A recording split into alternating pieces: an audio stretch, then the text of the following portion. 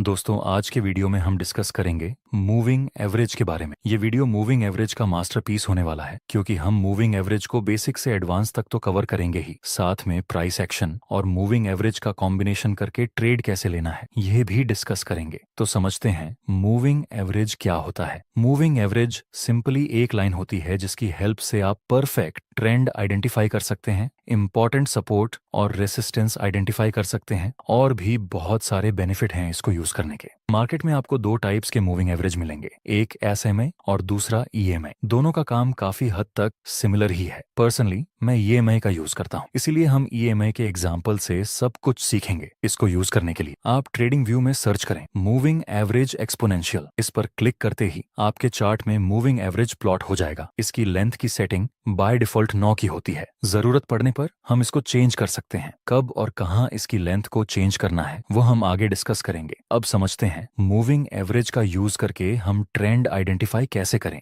जब moving average price के नीचे होता है तो इसका मतलब ये है कि ये एक अपॉर्ड ट्रेंड है, और जब मूविंग एवरेज प्राइस के ऊपर होता है तो इसका मतलब है कि यह एक डाउन ट्रेंड है। जैसे यहाँ आप देख सकते हैं मार्केट हायर हाई और हायर लो फॉर्मेशन में ऊपर की तरफ मूव कर रहा है। नेक्स्ट प्राइस तेजी से नीचे गिरने लगती है। यहाँ प्राइस काफी हद तक नीचे गिर चुकी है, तो हर कोई बिगनर ट्रेडर को यही लगेगा कि अब ये अपॉर्ड ट्रेंड खत्म हो गया और डाउन ट्रेंड की शुरुआत हो चुकी है। लेकिन एक बार हम मूविंग एवरेज को ऐड करके देखें तो प्राइस अभी भी मूविंग एवरेज के ऊपर ही है। इसका मतलब ये अभी भी अपॉर्ड ट्रेंड ही है। हो सकता है हमें जो यह डाउन साइड की मूवमेंट मिली वह एक पुल बैक हो। अभी हम इसको डाउन ट्रेंड तो नहीं बोल सकते क्योंकि प्राइस अभी मूविंग एवरेज के ऊपर है और आगे प्राइस ने अपना अपर ट्रेंड कंटिन्यू किया भी। नेक्स्ट एग्जांपल, यहाँ शुरुआत में प्राइस एक लोअर हाई लोअर लो फॉर्मेशन में नीचे आ रही थी और फिर एक बड़ा मूवमेंट हमें ऊपर की तरफ मिला। ऊपर की तरफ बड़ा मूवमेंट देखकर हम इसको अपर ट्रेंड कंसीडर नहीं कर सकते क्योंकि प्राइस अभी भी ईएमए के नीचे ही है और आगे प्राइस ने अपना डाउन ट्रेंड कंटिन्यू किया भी था। अब समझते हैं कि मूविंग एवरेज को हम सपोर्ट और रेसिस्टेंस की तरह कैसे यूज कर सकते हैं। यहाँ अभी प्राइस मूविंग एवरेज के ऊपर है तो ये अपर ट्रेंड हुआ और आप देख सकते हैं प्राइस बार बार इस मूविंग एवरेज का सपोर्ट लेकर ऊपर की तरफ मूव कर रहा है। मतलब यहाँ ईएमए ने सपोर्ट का काम किया। आगे हाईली चांस है कि जब प्राइस इस ईएमए के आसपास आए तो यही ईएमए का सपोर्ट लेकर मार्केट फिर से ऊपर की तरफ जा सकती है, और आगे यही हुआ। प्राइस ने ईएमए का सपोर्ट लिया और ऊपर साइड एक बिग मोमेंटम दिया। नेक्स्ट एग्जांपल, यहाँ आप देख सकते हैं प्राइस बार बार इस रेसिस्टेंस ईएमए को टच करके नीचे गिर रहा था, तो आगे भी संभावना है कि प्राइस फिर से इस ईएमए का रेसिस्टेंस लेकर नीचे आ सकती है। और यहाँ ऐसा हुआ भी। प्राइस ने ईएमए का रेसिस्टेंस लिया और एक बिग मोमेंट डाउन साइड की तरफ दिया। दोस्तों ध्यान रखना, जब आप ईएमए का यूज करें ऐसे सपोर्ट और रेसिस्टेंस के लिए तो प्राइस को ईएमए मिनिमम 2 बार तो टच करना ही चाहिए। 2 बार टच होने के बाद ही यह ईएमए आपको बेहतर तरीके से रिजल्ट देता है। इस तरह कोई भी अप ट्रेंड में प्राइस को मिनिमम 2 बार टच करना चाहिए ईएमए को, तभी हम इस ईएमए को आगे सपोर्ट की तरह यूज कर सकते हैं। अगर आप बिगिनर हैं और ईएमए का यूज करते हैं तो आपके साथ एक प्रॉब्लम आ सकती है, वो यह कि जब आप ईएमए चार्ट में प्लॉट करेंगे तो कुछ बार ईएमए परफेक्टली आपके चार्ट में नीचे रहेगी अगर अप ट्रेंड है तो, और अगर डाउन ट्रेंड है तो ईएमए परफेक्टली प्राइस के ऊपर रहेगी। लेकिन कई बार ऐसा भी होगा कि आपने ईएमए प्लॉट किया और ये ईएमए बिल्कुल प्राइस के बीचों बीच प्लॉट हो जाएगी। इस तरह आप ईएमए का यूज करके आप ना ही ट्रेंड आइडेंटिफाई कर पाओगे और ना ही इंपॉर्टेंट सपोर्ट और रेसिस्टेंस। इसका सॉल्यूशन क्या है और किस टाइम फ्रेम में आपको ईएमए को यूज करना है, ये दोनों टॉपिक हम वीडियो के एंड में कवर करेंगे। अब हम समझते हैं कि ईएमए का यूज करके हम ट्रेड कैसे करें। दोस्तों हम सिर्फ और सिर्फ ईएमए का यूज करके एक भी ट्रेड नहीं करेंगे। हम प्राइस एक्शन के साथ ईएमए का कॉम्बिनेशन करके ट्रेड करेंगे जिससे कि हमें बेहतर रिजल्ट मिले। आप देख सकते हैं अभी की प्राइस ईएमए के ऊपर है, सो ये एक अपर ट्रेंड हुआ। अपर ट्रेंड है तो हम बाय की अपॉर्चुनिटी फाइंड करेंगे। यहाँ नीचे प्राइस ने 2 बार ईएमए को टच भी किया है, इसलिए हम इसको आगे एज अ सपोर्ट यूज कर सकते हैं। 2 बार प्राइस ईएमए का सपोर्ट लेकर ऊपर गया था, तो आगे भी संभावना है कि तीसरी बार ईएमए के पास आए तो फिर से एक अपसाइड मूवमेंट मिले। नेक्स्ट प्राइस आती है ईएमए के पास, तो क्या हमें यहाँ बाय में एंट्री कर लेनी चाहिए? नहीं, हमें कुछ और भी कंफर्मेशन देखनी चाहिए, जैसे कि कोई कैंडलस्टिक पैटर्न, कोई सपोर्ट रेजिस्टेंस। यहाँ जिस जगह पर प्राइस ने ईएमए को टच किया उस जगह पर पहले एक रेसिस्टेंस लेवल था जो कि अब एक सपोर्ट का काम करेगा। उसके बाद हमें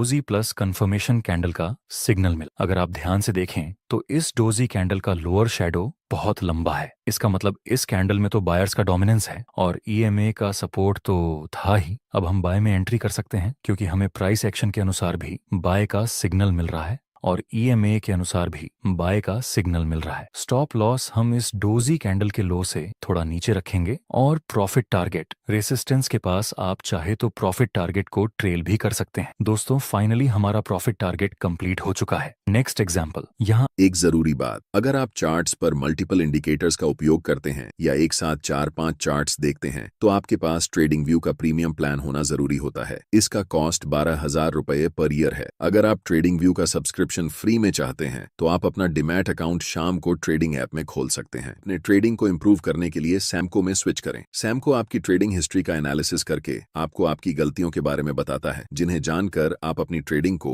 और बेहतर बना सकते हैं। एक ही प्लेटफॉर्म पर सभी एसेट क्लास में ट्रेड कर सकते हैं, जिसमें कमोडिटी डेरिवेटिव्स और करेंसी डेरिवेटिव्स भी शामिल हैं। यहाँ अकाउंट ओपनिंग फ्री है और पहले साल के लिए अकाउंट मेंटेनेंस भी फ्री है। म्यूचुअल फंड और आईपीओ में कोई कमीशन नहीं है। बाकी सभी एसेट क्लास में ट्रेड करने पर केवल 20 रुपए पर ऑर्डर ब्रोकरेज लिया जाता है और यहाँ कोई भी हिडन चार्ज नहीं है। 1000 से ज्यादा स्टॉक्स पर 4 गुना लेवरेज मिलता है, जिसे आप लाइफ टाइम तक होल्ड कर सकते हैं। यहाँ पर आपको ट्रेडिंग व्यू का प्रीमियम वर्जन मिलता है, जहाँ आप मल्टी चार्ट लेआउट और 50 से भी ज्यादा इंडिकेटर्स का इस्तेमाल कर सकते हैं और चार्ट्स पर ही बाइंग और सेलिंग के ऑर्डर प्लेस कर सकते हैं। साथ साथ अपने स्टॉप लॉस और टारगेट को भी मैनेज कर सकते हैं। अगर आप डिस्क्रिप्शन में दिए गए लिंक से सैमको ब्रोकर ज्वाइन करते हैं तो आपको सीबी से रजिस्टर्ड एडवाइजर द्वारा दी गई रियल टाइम ट्रेडिंग एडवाइस बिल्कुल फ्री मिलेगी। आप देख सकते हैं प्राइस अभी ईएमए के नीचे है तो यह डाउन ट्रेंड हुआ। ईएमए अब रेसिस्टेंस का काम कर सकती है क्योंकि यहाँ 2 बार तो प्राइस ईएमए का रेसिस्टेंस लेकर नीचे आ चुका है, तो तीसरी बार भी संभावना रहती है कि प्राइस ईएमए का रेसिस्टेंस लेकर फिर से डाउनसाइड मूवमेंट दे। डाउन ट्रेंड है तो हम सेलिंग की अपॉर्चुनिटी फाइंड करेंगे। नेक्स्ट प्राइस आती है ईएमआई के पास और 3 ब्लैक क्रो की फॉर्मेशन बन चुकी है।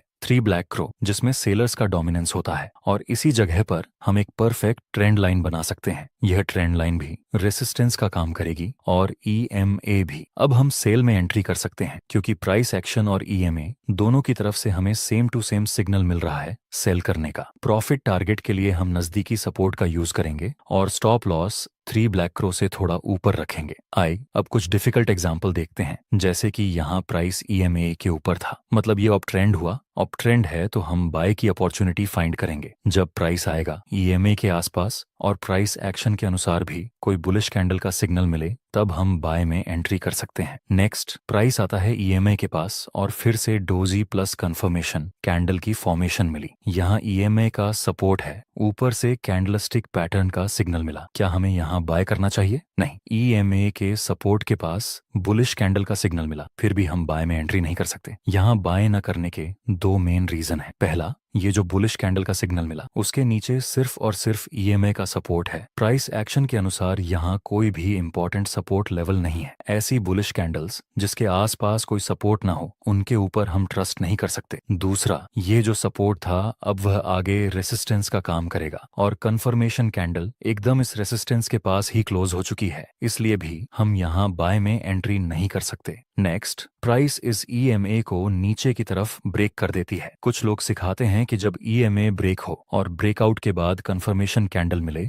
तब आप एंट्री कर सकते हैं, लेकिन दोस्तों ये बहुत ही रिस्की काम है। आपको रिटेस्ट का वेट करना चाहिए। आगे हम देखें तो मार्केट ईएमए का ब्रेक डाउन देने के बाद रिटेस्ट करने के लिए भी आता है और shooting star plus confirmation candle की फॉर्मेशन मिली। अब हम सेल में एंट्री कर सकते हैं। स्टॉप लॉस इस शूटिंग स्टार के हाई से थोड़ा सा ऊपर और प्रॉफिट टारगेट रखेंगे हम इस सपोर्ट के पास जो पहले रेसिस्टेंस था। आगे देखते हैं क्या होता है। हमारा प्रॉफिट टारगेट हिट होता है या स्टॉप लॉस। अभी अभी हमारा टारगेट कंप्लीट हुआ और तुरंत ही मार्केट ऊपर चला गया। ये ट्रेंड तो डाउन का है, ऐसा समझ के अगर हमने बड़ा प्रॉफिट टारगेट रखा होता और ये इंपॉर्टेंट लेवल को इग्नोर किया होता तो हमारा टारगेट हिट होने से पहले स्टॉप लॉस हिट हो जाता। इसलिए सपोर्ट और रेसिस्टेंस को हमें इग्नोर नहीं करना चाहिए। इस स्ट्रेटेजी की एक और खास बात है जिसको मैं पर्सनली फॉलो करता हूँ। यहाँ प्राइस ईएमए के ऊपर है, लेकिन प्राइस और ईएमए के बीच में बहुत ही ज्यादा गैप है।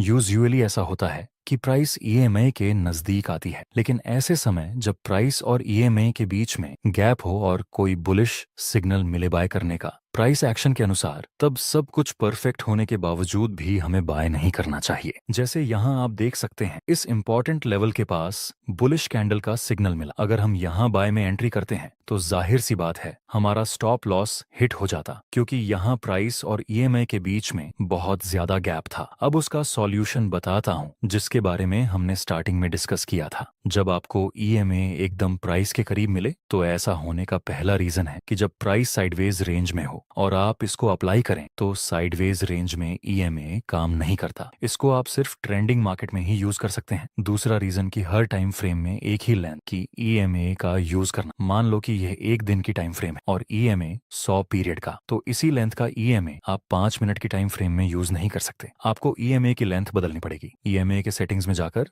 लेंथ वाले ऑप्शन को सिलेक्ट करना है। बाय डिफॉल्ट इसकी लेंथ 9 की होती है। आप यहाँ इसकी लेंथ चेंज कर सकते हैं। स्मॉल टाइम फ्रेम के लिए आपको ईएमआई की लेंथ कम रखनी चाहिए, जैसे 9, 12, 21, और बिग टाइम फ्रेम के लिए आपको ईएमआई की लेंथ बड़ी रखनी चाहिए, जैसे 50, 100, 200। जैसे जैसे आप ईएमआई की लेंथ बढ़ाते जाएंगे उसी हिसाब से ईएमआई और प्राइस के बीच का गैप बढ़ता चला जाएगा। जैसे 9 ईएमआई प्राइस के बहुत ही करीब होती है, 21 उससे थोड़ी दूर, 50 उससे भी दूर, और 100 और 200 ईएमआई प्राइस से बहुत ही ज्यादा दूर होती है। Generally most of the trader 9, 21, 50, 100 EMI का यूज करते हैं। दोस्तों, ये वीडियो आपको कैसा लगा? अपना रिव्यू कमेंट में जरूर बताना।